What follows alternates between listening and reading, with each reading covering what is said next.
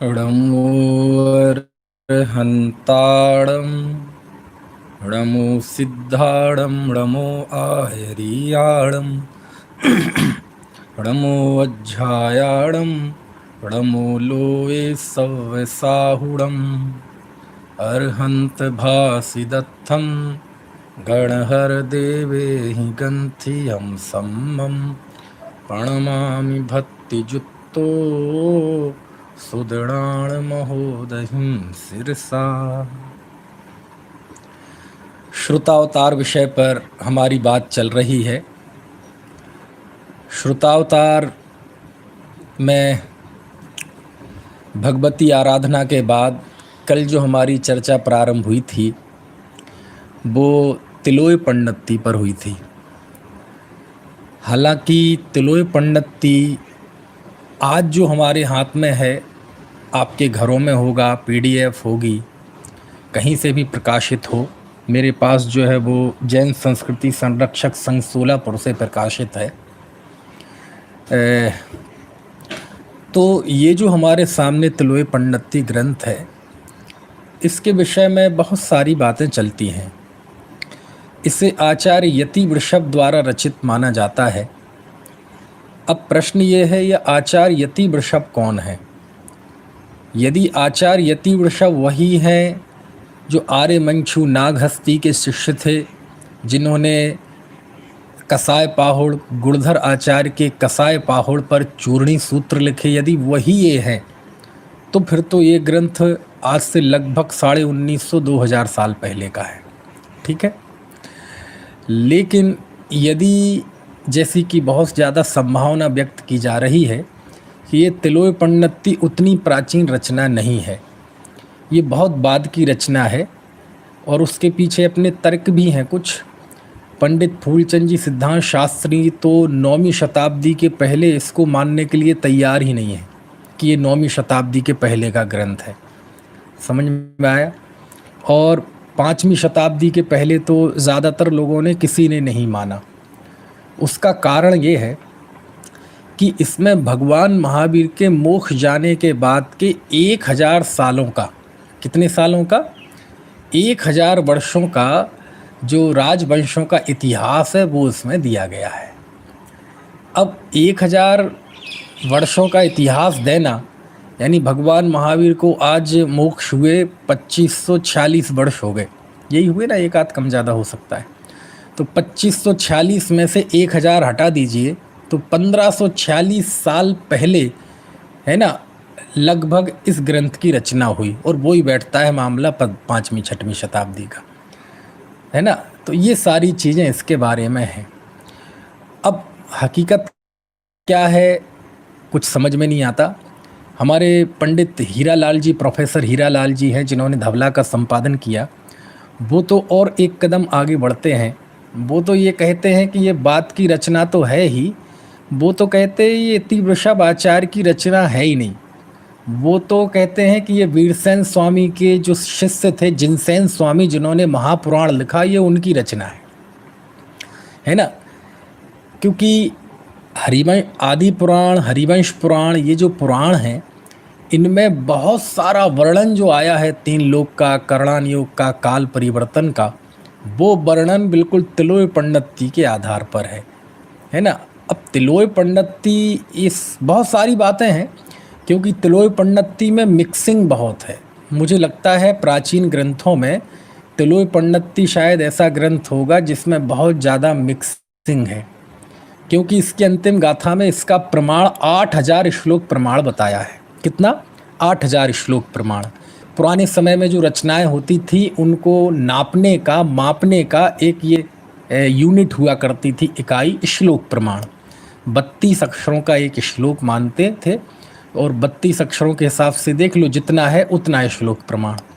तो 8000 श्लोक प्रमाण लिखा है। लेकिन वर्तमान जो हमारे आँखों के सामने तिलोय पंडिती है उसमें 9000 श्लोक प्रमाण है। समझ में आया ना। तो इससे इतना तो साफ है कि इसमें मिक्सिंग बहुत है। हो सकता है वो राजवंशों का प्रकरण बाद में किसी ने जोड़ा हुआ हो, ये इस बात से भी संभावना प्रबल हो जाती है इस तिलोय पंडिती में मिक्सिंग की, मिश्रण की।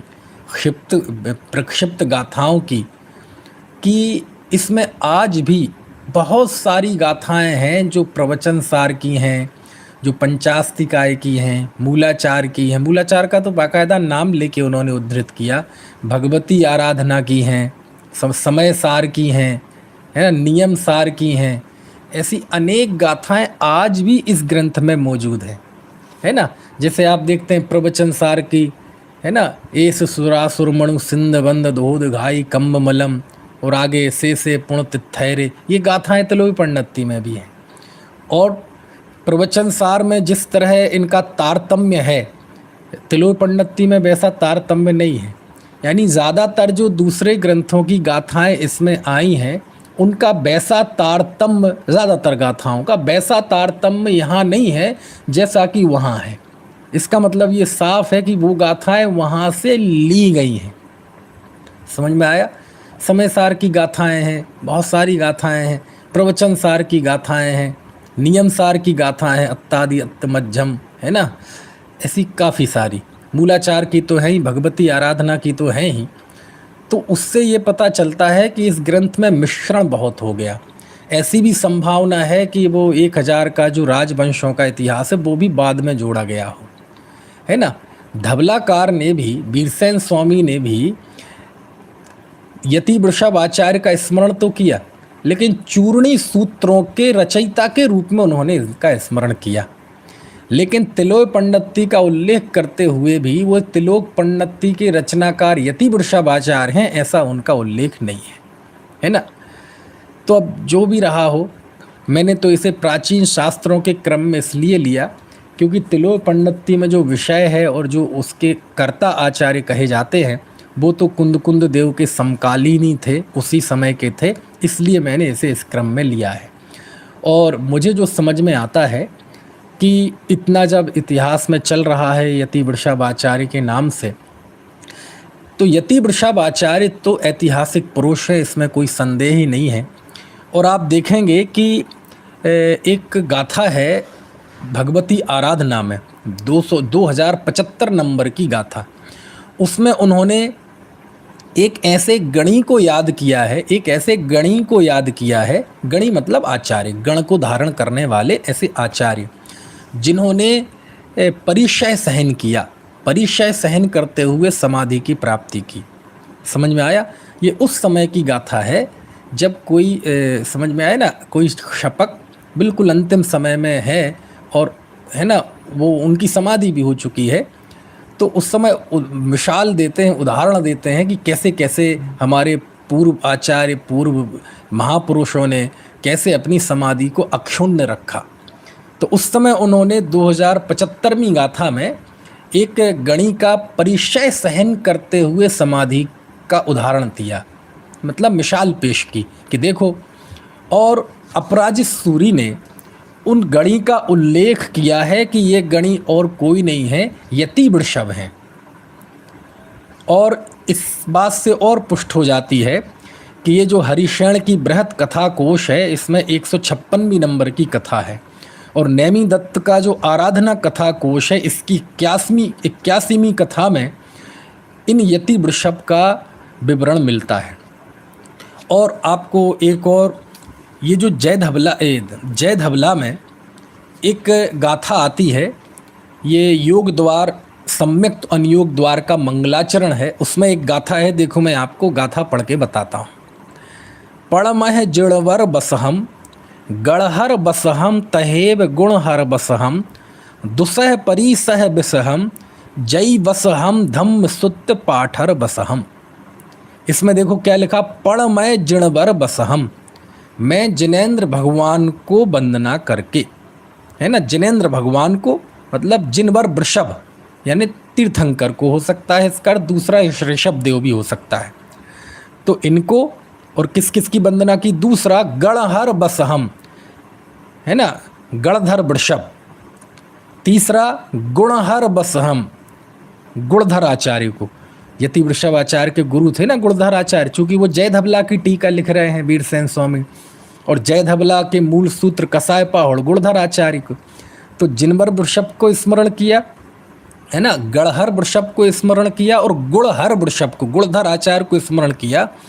और चूंकि उस कसाय पाहुड़ पर टीका लिखी, चूर्णी सूत्र लिखे यति वृषभ आचार्य ने, तो स्वाभाविक है उनका भी स्मरण करते हैं। देखो, और उनके लिए जो विशेषण दिया यति वृषभ आचार्य, वो विशेषण दिया है दुसह परिसह विसहम, जिन्होंने दुसह परिसह को सहा, है ना, ऐसे जय वसहम, ऐसे यति वृषभ आचार्य। तो इससे ये साफ हो गया कि ये यति वृषभ आचार्य वही हैं जिनके परिचय सहन करते हुए समाधि अंगीकार की, जिसका उल्लेख भगवती आराधनाकार ने किया और जिसका अर्थ यति वृषभ आचार्य अपराजित सूर्य ने किया, और जिनके संबंध में दो कथाएं मिलती हैं। और धवलाकार ने भी उनको क्या लिखा है, दुस्सह परिसह विसहम, दुस्सह परिसह को जिन्होंने सहन किया, ऐसे यति वृषभ आचार्य का स्मरण किया। यानी ये चारों ही व्यक्ति एक हैं और यति वृषभ आचार्य की ऐतिहासिकता, प्रामाणिकता तो सिद्ध हो जाती है। अब प्रश्न है ये कि यदि तिलोय पंडिती उन्हीं की रचना है तो स्वाभाविक है आज से 2000 साल पहले की है। लेकिन यदि हम इसे 5वीं शताब्दी 6वीं शताब्दी का माने, या फूलचंद जी के अनुसार 9वीं शताब्दी के पहले ये हो ही नहीं सकती, तो फिर हमें ऐसा मानना पड़ेगा कि इस तिलोय पंडिती के रचनाकार कोई और हैं। यदि यति वृषभ हैं तो ये वो नहीं है, और यदि यति वृषभ भी नहीं है, नाम ही अलग है, तो हीरालाल जी ने तो नाम ही सुझाया कि ये जिनसेन स्वामी ने इसकी रचना की है। जो भी रहा हो, है ना, चूँकि इसका जो विषय है वो बहुत आनंददायी है तिलोय पंडिती का, इसलिए तो शोध खोज की बातें हैं।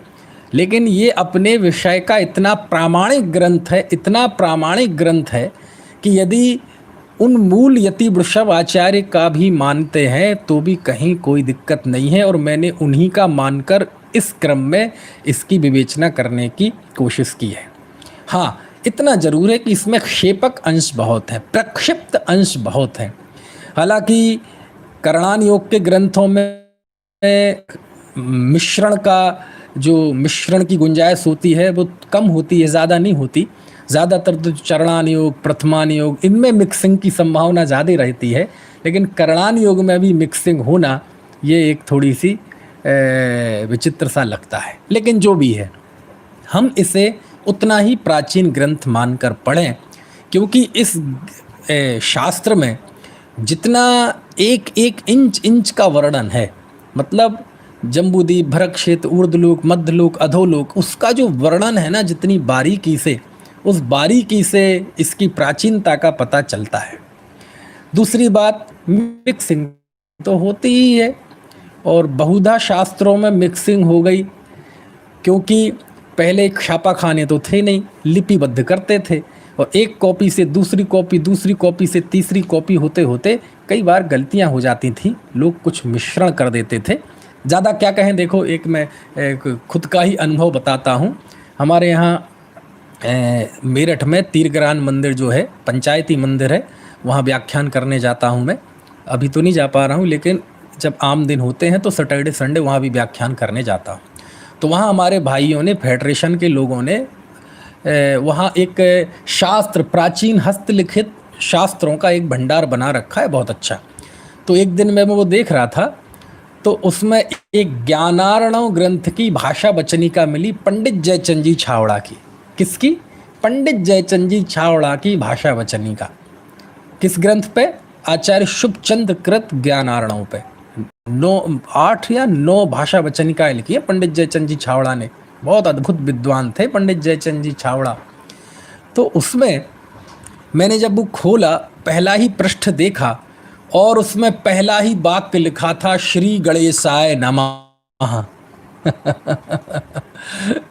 इसका मतलब क्या हुआ कि जो लिपिकार होगा ना, अब लिपिकार तो जैनेतर रहा होगा, तो लिपि का एक तो ग्रंथकार का मंगलाचरण, फिर उसके बाद भाषा वचनिकाकार का मंगलाचरण। लेकिन हमारे यहाँ तो भारतीय पद्धति है ना कि कोई भी मंगल कार्य होता है, मांगलिक क्या अमांगलिक कार्य भी हो, तो उसकी भी हम शुरुआत मंगल से करते हैं, है ना। है तो हिंसा के धंधे हो, हिंसा के कार्य हो, मकान बनाना हो, उसकी भी भूमि पूजन, उसका भी ये सब करते ना, कि ये भारतीय संस्कृति है। तो वहाँ उसमें देखा पहला ही वाक्य लिखा श्री गणेशाय नमः। मैंने कहा श्री गणेशाय नमः कहाँ से आ गया, समझ में आया ना। अब कोई कह सकता है यहाँ गणधर आचार्य को भी गणेश कहते हैं, नहीं, लेकिन वो वहाँ नहीं था उस तरह का अर्थ।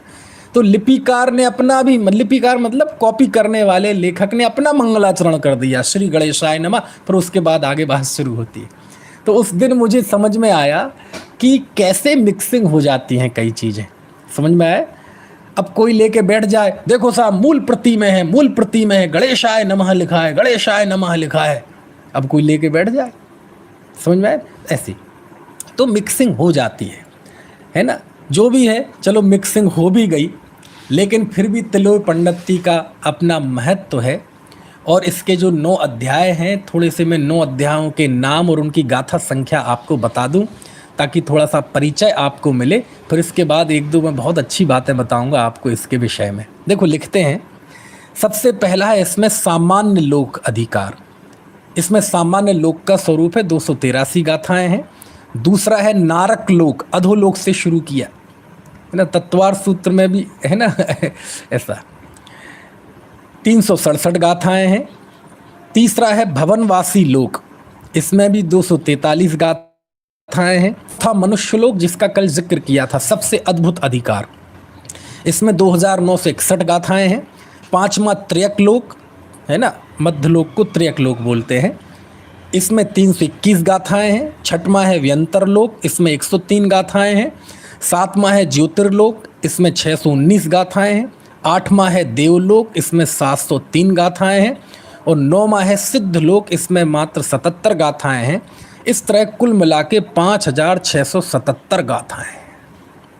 और कमाल की बात यह है कि इसमें गद्य भाग भी है, बहुत सारा गद्य भाग भी है ना। और इसके 7वें अध्याय में तो एक ऐसा गद्य का अंश है, वो हूबहू धबला में है, हूबहू बिल्कुल धबला में है। एक आध दो शब्द का फर्क हो तो हो, बिल्कुल हूबहू। तो उससे ये भी संभावना व्यक्त की जाती है कि धबलाकार ने वो अंश तिलोय पंडिती से लिया, अथवा दूसरी संभावना ये भी व्यक्त की जाती है कि तिलोय पंडिती का वो गद्य अंश धबला में आया। अब वो कहाँ से कैसे आया कुछ नहीं पता। यदि वो धबला से तिलोय पंडिती में आया तो फिर ये 8वीं शताब्दी के बाद की रचना है।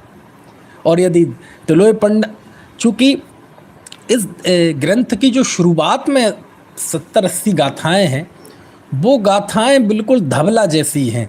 धबला के पहले भाग में जो मंगलाचरण आदि का कथन है, बिल्कुल वैसा ही विवेचन इस तिलोय पंडिती में है।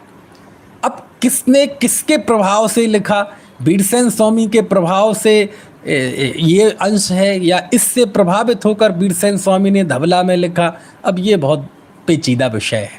इन्हीं सब कारणों से उन्होंने संभावना व्यक्त की थी कि हो सकता है ये धबलाकार के शिष्य जिनसेन स्वामी की ये तिलोय पंडिती रचना हो।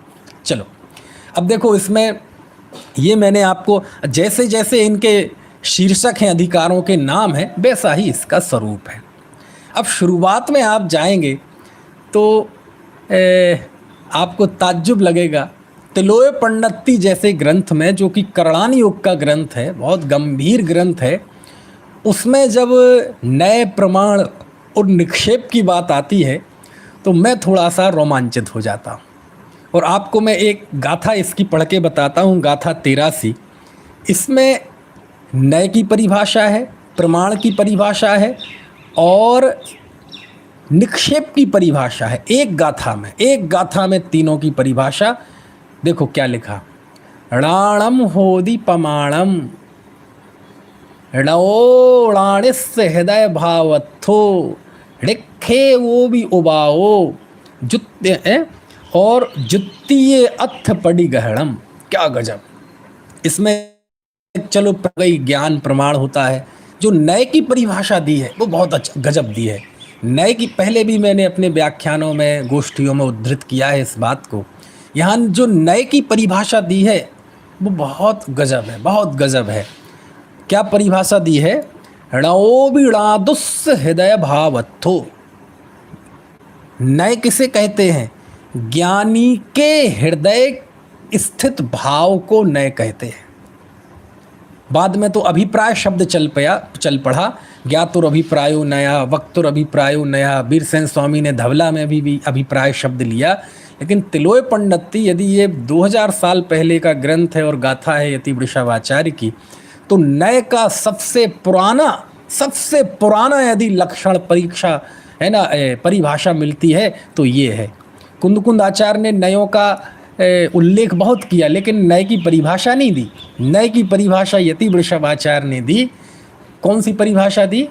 ज्ञानी के हृदय स्थित भाव का नाम नय है। वाह! नय यद्यपि ज्ञान की पर्याय है, लेकिन उसको जोड़ा भाव से। ये बहुत रोमांचित करने वाली चीज़ है। यानी जब भी कोई वक्ता कुछ बोलता है तो उस बोलने में उसके हृदय का कुछ स्पंदन रहता है, उसके हृदय की कुछ धड़कन रहती है। समझ में आया ना? यदि आप उस नए के जरिए, उस प्रयोग के जरिए यदि आप ज्ञानी के हृदय तक पहुंच पाए, तो हम मानेंगे कि हाँ, आपने उस नए को ठीक तरह से समझा है।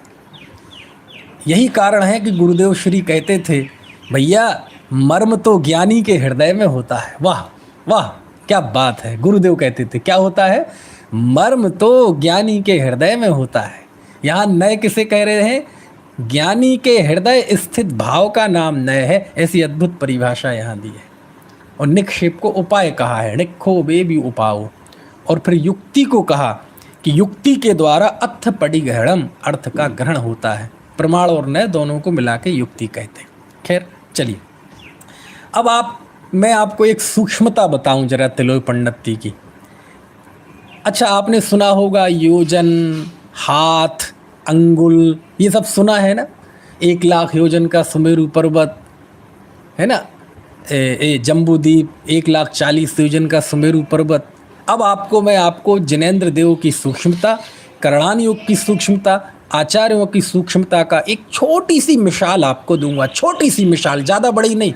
इससे आपको पता चल जाएगा कि तिलोय पंडिती किसका नाम है, करणान योग किसे कहते हैं, केवल ज्ञान की सूक्ष्मता किसे कहते हैं, वो मैं आपको बताता हूँ।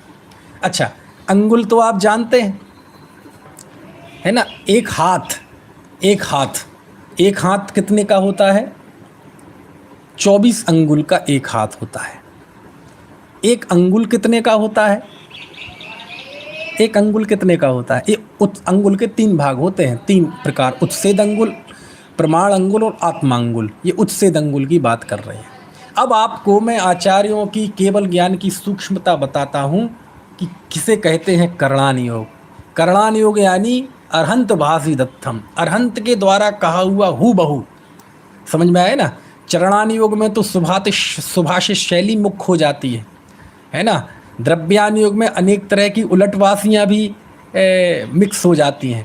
प्रथमान योग में अनेक काल्पनिक कथाएं भी मिक्स हो जाती हैं, जिनका उद्देश्य सही होता है ना, कोई ना कोई बात समझाना होता है।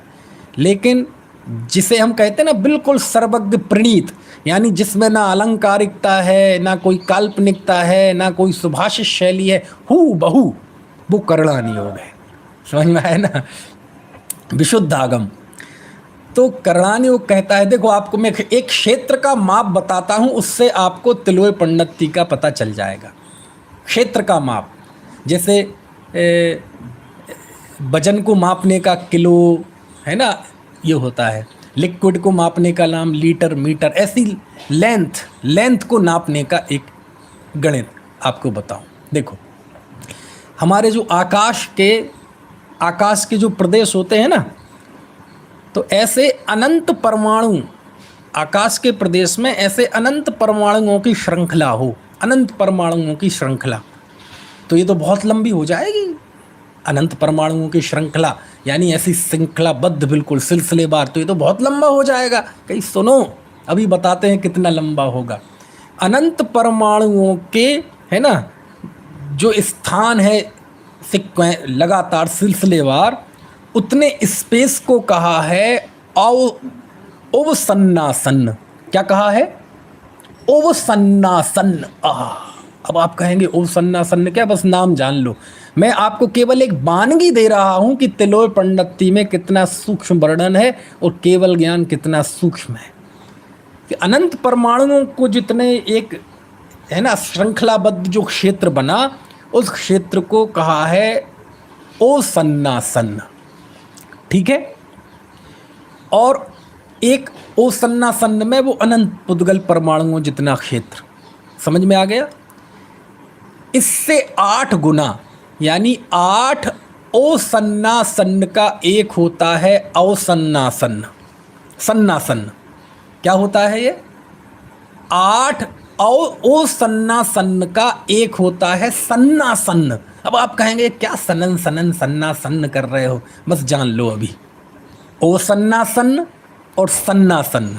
ओसन्नासन्न मतलब छोटी इकाई, और उससे 8 गुना होता है सन्नासन्न। ठीक है? 8 सन्नासन्न को मिलाकर होता है एक त्रुट रेणु। त्रुट रेणु, ठीक है? 8 त्रुट रेणु के बराबर होता है एक त्रस रेणु। 8 त्रस रेणु के बराबर होता है एक रथ रेणु। और 8 रथ रेणु मिला दो तो एक उत्तम भोग भूमि के जीव के बाल का अग्रभाग होता है। यानी उत्तम भोग भूमि तो आप जानते हैं ना, उत्तम भोग भूमि के जीव का जो बालाग्र होता है ना, बाल का सबसे बिल्कुल कोना, नोक है ना, उसे कहते बालाग्र। तो उत्तम भोग भूमि के जीव के बालाग्र में 8 रथ रेणु होते हैं। एक रथ रेणु में 8 त्रस रेणु होते हैं। एक त्रस रेणु में 8 त्रुत रेणु होते हैं। एक त्रुत रेणु में 8 सन्नासन्न होते हैं। एक सन्नासन्न में 8 ओसन्नासन्न होते हैं। और एक ओसन्नासन्न में अनंत पुद्गल परमाणु जितना क्षेत्र होता है। कुछ बात समझ में आ रही?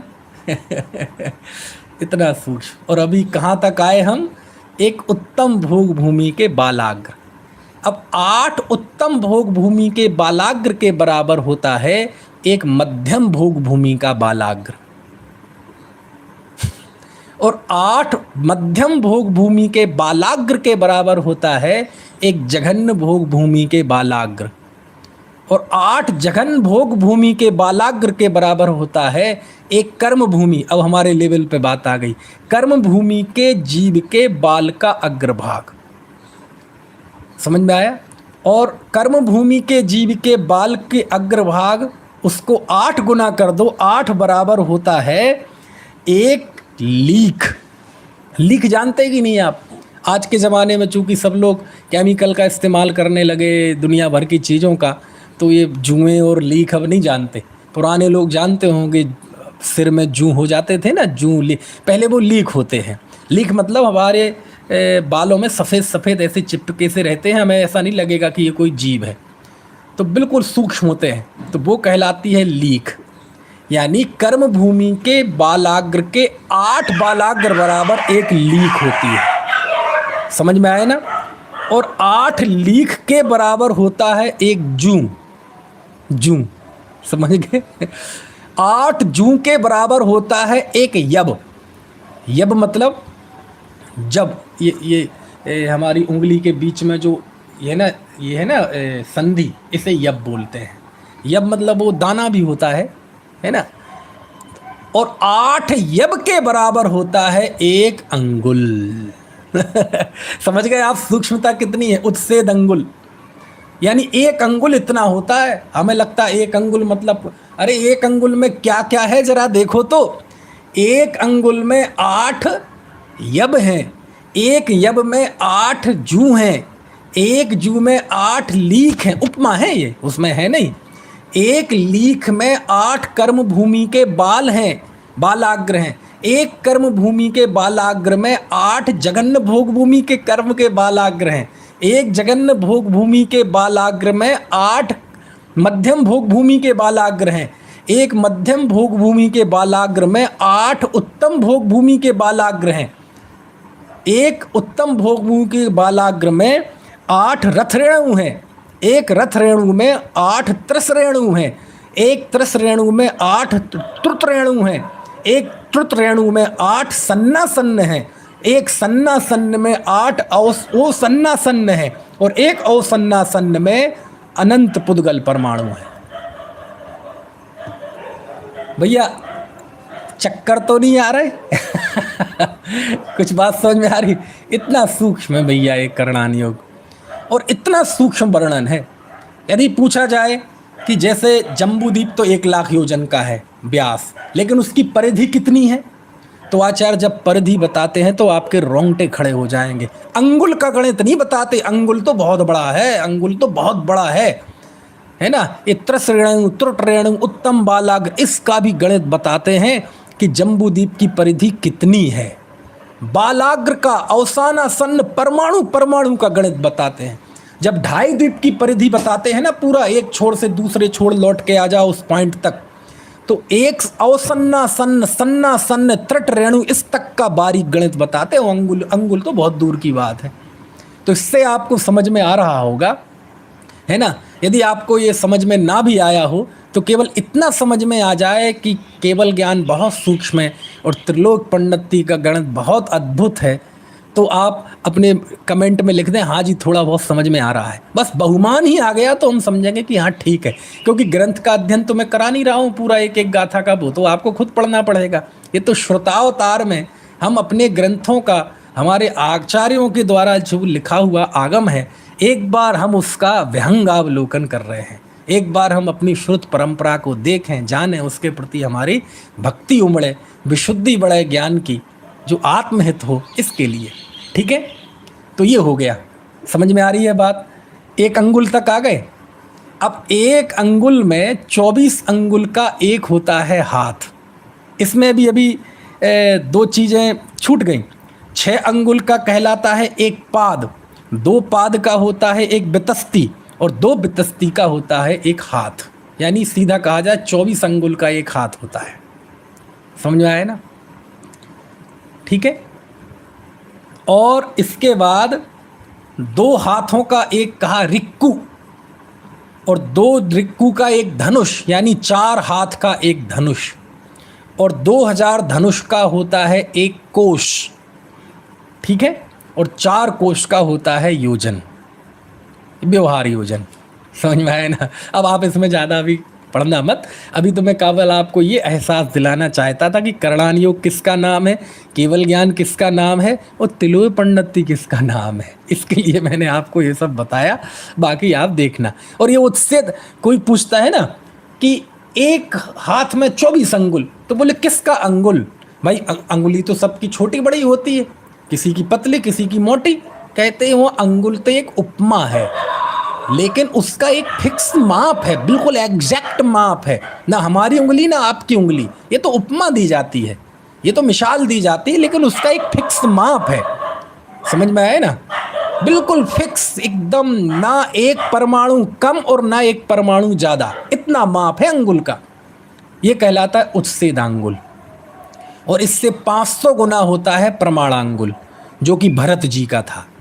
भरत जी के जो चक्रवर्ती थे उनका अंगुल था वो प्रमाणांगुल था। और एक होता है आत्मांगुल। आत्मांगुल मतलब जो जिस क्षेत्र का जीव है, जिस अवगाहना वाला जीव है, जो जहाँ जैसा है, जिस काल क्षेत्र का है, उसकी जो अंगुल है वो कहलाता है आत्मांगुल, मतलब उस व्यक्तिगत उसका। तो अभी उसकी बात नहीं है। तो ये सब वर्णन है। आप देखो एक योजन में क्या क्या है। अब ऊपर से फिर गिनाऊं ना, योजन से लेके वो अवसन्ना सन्न तक तो गिना सकता हूँ, लेकिन अब उससे समय ही जाया होगा, लेकिन आप समझ जाएं। ठीक है, चलिए। एक तिलोक पंडिती में 1-2 बातें और गौर करने लायक है, बहुत अच्छी, कि तिलोक पंडिती में जहाँ देवों का वर्णन आता है ना, बहुत बहुत हृदय को आनंद से उछलने वाली बात बता रहा हूँ मैं। जहाँ देवों का वर्णन आता है, भवनवासियों का, वैमानिकों का, और जहाँ अकृत्रिम चैत्यालय का वर्णन आता है, अकृत्रिम चैत्यालय, क्योंकि सब जगह अकृत्रिम चैत्यालय है, अधोलोक में भी, मध्यलोक में भी, ऊर्ध्वलोक में भी, है ना। बसु कोटि सुछप्पन लाख 97 सहज 481, है ना, 8,56,96,481। तो वो चैत्यालय है अकृत्रिम चैत्यालय, जिनका किसी का एक का स्वामित्व नहीं है, मतलब पंचायती मंदिर है। बाकी तो असंख्यात अकृत्रिम चैत्यालय हैं।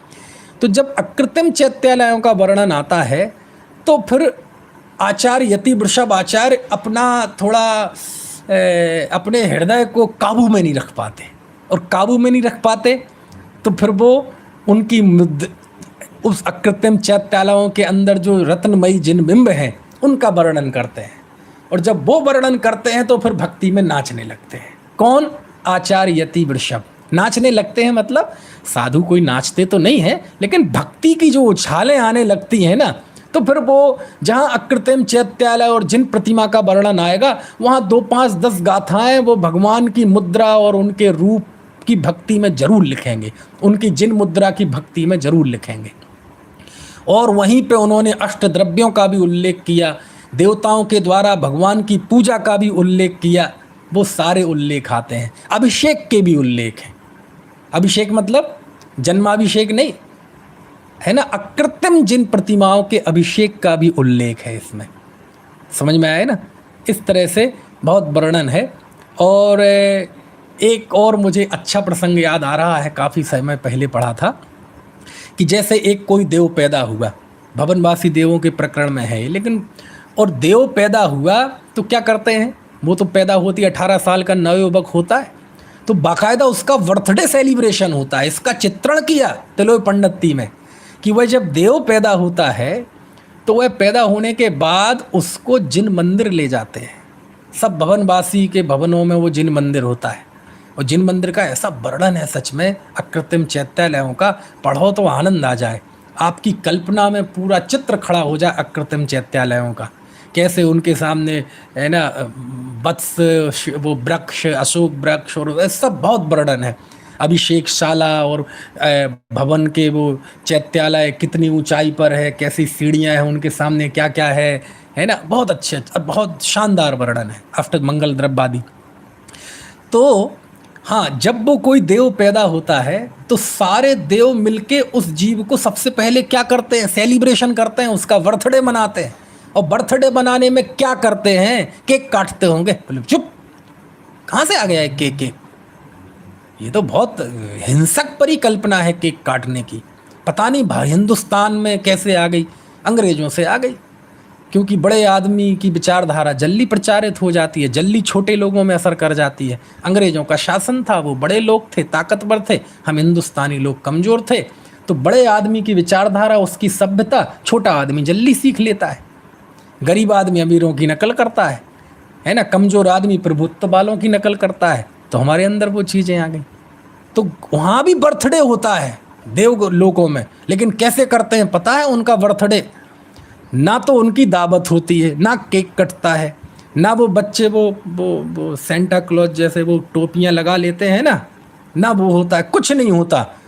देखो बर्थडे के नाम पे क्या होता है, उस है ना अभी जो नवजात जो है देव, उसको वहाँ भगवान के मंदिर में ले जाके उससे अभिषेक कराते हैं, सब मिलके पूजन करते हैं भगवान की, अकृत्रिम चैत्यालय के दर्शन पूजन भक्ति करते हैं। इस तरह उसका जन्मोत्सव मनाया जाता है। और उस समय वर्णन किया है कि, और ऐसे नहीं करते धूमधाम से, ये वाद्यों का लिखा कि ये वाद्य बजते हैं संगीत के साथ, उत्साह के साथ, क्योंकि जब भगवान की पूजन होगी तो पूजन जैसी होगी, उसमें वो नहीं होगा सामायिक जैसा ध्यान शांति से बैठे हैं, कोई संगीत नहीं, कोई कुछ नहीं, कोई कुछ ना, जो कार्य जैसा होता है वैसा ही अच्छा लगता है। तो वहाँ भक्ति लिखा कि बहुत उत्साह से भक्ति कराते हैं। तो कई लोग तो जिन धर्मी होते हैं, लेकिन कई लोग जिन धर्मी नहीं भी होते हैं, तो वो ये मानकर उन अकृत्रिम चैत्यालयों की पूजा करते हैं भगवान की कि ये हमारे कुल देवता है। ऐसा लिखा तिलोय पंडिती में। समझ में आए ना? सब इनकी पूजा करते हैं, मैं भी कर। तो वहाँ देव के जन्मोत्सव मनाया जाता है, और काय से?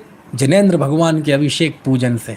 वाह, धूमधाम से पूजन करते हैं, धूमधाम से पूजन करते हैं। ये उनके बर्थडे मनाने का तरीका है। सोचो आप, हम मनाते हैं ऐसा जन्मदिन जब किसी का हो। एक तो जन्मदिन क्या मनाए, अरे जो जन्म कल्याणक होते हैं, क्या जन्मदिन होते हैं, मनाओ तो तीर्थंकर का मनाओ, मनाना है तो महापुरुषों का मनाओ जिन्होंने कुछ किया है जिन धर्म के लिए। अब कोई भी मनाने लगे, है ना, लेकिन मनाओ भी तो ऐसे मनाते हैं क्या जैसे उसमें लिखा है? ऐसे मनाओ, जाओ जिसका बर्थडे हो सुबह से उठ के जाओ प्रक्षाल करो, अभिषेक करो, पूजन करो, स्वाध्याय करो, जिनवाणी पढ़ो, अपने बुजुर्गों से आशीर्वाद लो, यदि उपलब्ध हो तो चतुर्विध संघ को दान दो, और भावना भाव कि मेरे जन्म मरण का नाश हो, ऐसे मनाओ। कोई मनाता है तो, ऐसे तो कोई मनाता नहीं, कोई काटते। समझ में आया? ऐसे। खैर, तो ये बात। एक और मुझे इसमें खास बात करनी है इसमें बहुत सारा गद्य भाग भी है। तिलोय पंडिती में गद्य भाग भी बहुत है, बहुत गद्य भाग है।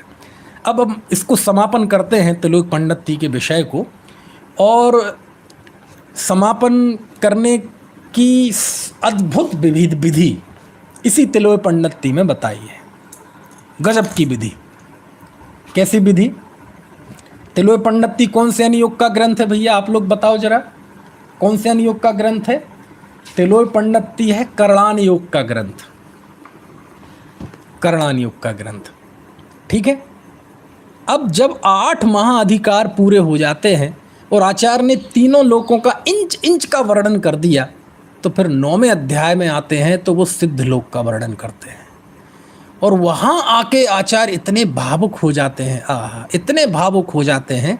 9वें अधिकार में जो गाथाएं हैं, बहुत सारी गाथाएं समय सार प्रवचन सार की हैं, वो मिक्सिंग हो सकती हैं, और मिक्सिंग भी हुई हो जिसने भी की हो, लेकिन बहुत विवेकी पुरुष था जिसने वो गाथाएं लिखी हैं, यदि मिक्सिंग है तो भी और नहीं है तो भी।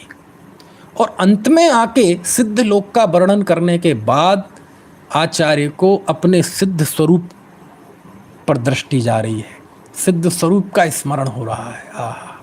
तिलोय पंडिती में और सिद्ध स्वरूप आत्मा, तिलोय पंडिती में अरस अरूपम आत्मा, तिलोय पंडिती में शुद्धात्मा की बात, तिलोय पंडिती में पुण्य की हेता। कहाँ से आ गया विषय? 9वें अधिकार में यही विषय है। आचार्य 3 लोक का वर्णन कर करके, अभी हम इसको मूल ग्रंथ ही माने, अभी मिलावट की तो ये रिसर्च की बातें हैं, हमें तो उसमें से आत्महित की बात निकालनी है कि जब आचार्य ने इंच इंच का वर्णन कर दिया, इंच इंच का वर्णन कर दिया 3 लोक का, और फिर सिद्ध लोक का वर्णन किया, और जब सिद्ध लोक का वर्णन हो गया तो आचार्य को आत्मलोक का स्मरण हुआ। किसका स्मरण हुआ? आत्मलोक का स्मरण हुआ। और उसके बाद उन्होंने झड़ी लगा दी कुंद कुंद देव की गाथाएं, आध्यात्मिक गाथाएं। आप कल्पना कर सकते हैं, तिलोय पंडिती में अध्यात्म, तिलोय पंडिती में भेद विज्ञान की गाथाएं। देखो, अरे रे रे, देखो तो ये समय सार की गाथाएं। अहमेक को खलु शुद्धो दंसण राणक वो सदा रूबी। एक आध शब्द का फर्क है। रवि अत्थि मज्ज किंची भी अन्नम परमाणु में तम भी। समय सार की 38वीं गाथा। मैं एक हूँ, मैं शुद्ध हूँ, ज्ञान दर्शन मैं ही हूँ, परमाणु मात्र भी मेरा नहीं है, मैं सदा अरूपी, है ना। ये देखो, और देखो आपको गाथा, ये देखो 25वीं गाथा, ये भी समय सार की गाथा है। रत्थि मम कोई मोहो बुज्जो उपजोग मेव अहमेगो। ये भावना ही जुत्तो खबे दुट्ठ कम्माणी। ये क्रोध मेरा कुछ नहीं है, मैं तो उपयोग में हूँ। राहम होमी परेसिम रामे परे संति राणम एवकुम। मैं पर का नहीं हूँ था, पर मेरा। ऐसी कई गाथाएं आचार्य ने यहाँ लिख दी तिलोय पंडिती में। हाँ, तिलोय पंडिती में 3 लोक का वर्णन है जहाँ, उसमें हाँ वहाँ। क्यों? मानो 3 लोक का वर्णन करने के बाद जैसे आचार्य को लग रहा हो कि 3 लोक का वर्णन मैंने कर तो दिया, उसके इंच इंच का अवलोकन कर तो लिया, लेकिन इससे उपलब्धि क्या होगी? उपलब्धि तो इस लोक को देखने से होगी। इस तरह आचार्य ने इस करणान योग के ग्रंथ की समाप्ति की तो अध्यात्म से की, समझ में, भेद ज्ञान से की। और देखो, अरे क्या क्या कितनी कितनी गाथाएं बताएं, है ना। देखो, यहाँ 3 गाथाएं ऐसी लिखी। एक गाथा तो परमात्म प्रकाश में भी है, पुण्य की हेता बताई। 3 गाथाएं लिखी जिसमें पुण्य की हीनता बताई। देखो, मैं गाथा पढ़ के बताता हूँ। 52वें नंबर की गाथा है। पुण्येण होई बेहो बेहवेण मो मयेण मई मोहो, है ना। मई मोहेण भी पापम तम्हा पुण्यम भी बज्जेजो। ऐसी गाथा है। इसमें मालूम आचार्य ने क्या लिखा? पुण्य से वैभव होता है, पुण्येण होई बेहो बेहवेण मो, वैभव से मद होता है, मद से मति मोह होता है। पुण्येण होई बेहो बेहवेण मो मयेण मई मोहो, और मति मोह से पाप होता है। मई मोहेण भी पापम तम्हा पुण्यम बज्जेजो। जिस पुण्य से वैभव होता है, वैभव से मत होता है, मद से मति मोह होता है, और मति मोह से पाप होता है। हे भगवान, हमें नहीं चाहिए ऐसा पुण्य। तिलोय पंडिती में गाथा है। इसके बाद एक समय सार की गाथा यहाँ आई। परमट्ठ बाहिराजे ते अन्नाड़ेण पुण्य मिच्छन्ति संसार गमन हेदुम विमोक्ष हेदुम अयालंता। जो जीव परमार्थ से बाहर हैं और अज्ञानता के कारण पुण्य की इच्छा रखते हैं, वे जीव मोक्ष मार्ग को नहीं जानते हैं और संसार के गमन के हेतु जो पुण्य है उसी को मोक्ष मान लेते हैं। फिर यहाँ प्रवचन सार की 77वीं गाथा यहाँ है, देखो। णहुमन्नदि जो एवं वृत्ति विशेषोत्ति पुण्य पावारम हिन्नदि घोरम अपारम संसार मोह संछन्नो। जो पुण्य पाप दोनों को एक नहीं मानता वह जीव घोर संसार में रखड़ता है, ऐसा लिखते हैं। ऐसी गाथाएं उद्धृत की, क्या कहें कितना कहें, इससे एक चीज निकलेगी अभी। देखो प्रवचन सार की गाथा, धम्मेण परिणदप्पा आश्रव अधिकार की गाथा। जब तक ये जीव आश्रव और आत्मा में भेद नहीं जानता तब तक अज्ञानी रहता है। जावण वेदि विशेषंतर तु आद स्वाव दौड़नमति अन्नाणी ताव दुजो विषयादि सुबट्ठते जीव। समझ में आया ना। कर्ता कर्म अधिकार में जीव ज्ञानी कर्म नौकर्म रूप परिणमित नहीं होता, उसकी गाथा ली। रवि परिणम दिण गेण्डी उपज दिण पर दब्ब पज्जाए जणाणी जाणन तो भी पोगल दब्बम बणे अब हम। कितनी बात कहें। मतलब क्या हुआ कि चाहे ये मिक्सिंग की गाथाएं हों, चाहे आचार्य ने स्वयं लिखी हों, भली कहीं से ला मतलब कुंद कुंद देव से लेके लिखी हों, लेकिन इतना तो पक्का है कि चाहे उन्होंने लिखी हों, चाहे मिक्स करने वाले किन्हीं और आचार्य ने लिखी हों, या कि कोई दूसरे यति वृषभ रहे हों, और मैं तो कहता हूँ जिनसेन ही क्यों ना रहे हों, आचार्य कोई भी रहे हों, इस ग्रंथ में अंत में आके आचार्य अध्यात्म पे आ गए। कितनी अद्भुत बात है। मतलब क्या हुआ, आगम की चर्चा हो लेकिन अंत अध्यात्म से हो। क्या कहा कुछ कह दिया मैंने। ये आदर्श शैली है, हम सबको भी सीखने लायक है, पाठकों को भी, लेखकों को भी, वक्ताओं को भी, व्याख्याताओं को भी, कि आगम का विवेचन हो लेकिन अंत अध्यात्म से हो, वेद विज्ञान से हो, और आध्यात्मिक चर्चा हो लेकिन अंत में यदि आगम का पुट आ जाए तो सोने पे सुहागा हो जाता है। समझ में आए ना। सोने जैसे हम कर्म सिद्धांत की बात करें और अंत में 2 लाइनों में उसका अंत यदि अध्यात्म के साथ कर दें, इस तरह हमने ये कर्म सिद्धांत पढ़ा। और सच बात तो ये है कि ये कर्म सिद्धांत हमारे ज्ञान का विषय है। इसके द्वारा हमें निष्कर्म होने की प्रेरणा मिलती है। हम अपने आत्मस्वरूप का, निष्कर्म आत्मस्वरूप की शरण लें और पर्याय में भी निष्कर्म हो जाएं, ऐसी पवित्र भावना है। तो देखो बात की आगम की और अंत काय से हुआ, सिद्ध अध्यात्म से। तो कितनी मिठास आ गई। पूरे 55 मिनट, यदि 1 घंटे का व्याख्यान है, 58 मिनट पूरे अध्यात्म की चर्चा चले और अंत आगम से हो। कैसे? इस तरह हमने भेद विज्ञान का स्वरूप समझा। हम सब भेद विज्ञानी हों, हम सब आत्म स्वरूप की समझ पूर्वक उसका आश्रय लें, जिसके आश्रय से हमारे मोह का, दुख का, कर्मों का नाश हो, आत्म स्वरूप में स्थापित होकर हम निष्कर्म अवस्था प्राप्त करके सिद्धालय में विराजमान हो। ऐसी भावना के साथ विराम लेता हूँ। तो देखो अध्यात्म की चर्चा थी लेकिन अंत आगम से हुआ, तो कितनी सुंदर बात आ गई। और हम करते ही हैं कि सभी लोग सम्यक दृष्टि उसी मंगल भावना के साथ तो करते। तो ये शैली सीखने लायक है इस तिलोय पंडिती से कि 8 अध्यायों की लगभग 5000 से भी ज़्यादा गाथाओं में इंच इंच का वर्णन, और अंत में आके आचार्य बोले ये सब मैंने अपने उपयोग को बाहर में बहुत रमा लिया, अब मैं अपने आत्म स्वरूप में जाता हूँ। समझ में आया ना। अध्यात्म से समाप्त हुई बात। ये बहुत सीखने लायक बात मुझे इस तिलोय पंडिती में लगी। क्यों? क्योंकि अध्यात्म से निरपेक्ष आगम, फिर से आगम से निरपेक्ष जो अध्यात्म होता है, सुनना ध्यान से, बहुत अद्भुत वाक्य बोल रहा हूं मैं। आगम से निरपेक्ष जो अध्यात्म होता है वह अनर्थकारी होता है, और अध्यात्म से निरपेक्ष जो आगम होता है वो अकारी होता है। फिर से आज का वाक्य सीख के जाना आप। कल से तो नया ग्रंथ प्रारंभ करेंगे। कल आप कार्त के अनुप्रेक्षा थोड़ा देख के आइएगा, फिर से बोल रहा हूं मैं, अंत में जो वाक्य बोले मैंने, 2 वाक्य बोले, 2 नहीं है, वो एक ही वाक्य है। आगम से निरपेक्ष अध्यात्म अनर्थकारी होता है, निश्चयाभास आदि होते हैं।